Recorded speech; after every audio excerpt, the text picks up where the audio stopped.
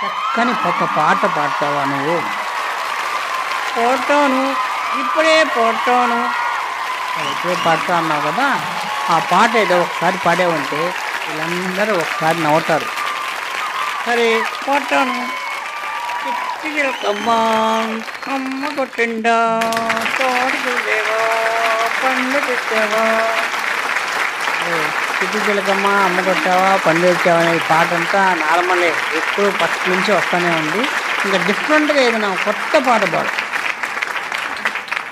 లే లే లే లే లే లే నా రోజా, వచ్చేవా నా రోజా.